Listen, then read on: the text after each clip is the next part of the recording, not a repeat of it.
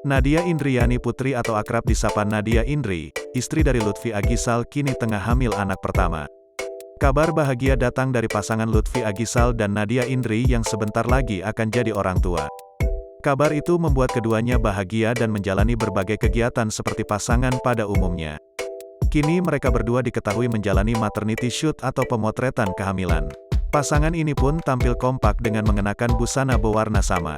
Dalam foto, terlihat keduanya kompak mengenakan pakaian berwarna senada yakni serba hitam. Tak hanya itu, pasangan ini juga begitu romantis dan harmonis saat menjalani pemotretan. Lutfi Agisal mengaku jika kehamilan pertama sang istri membuat dirinya begitu bahagia.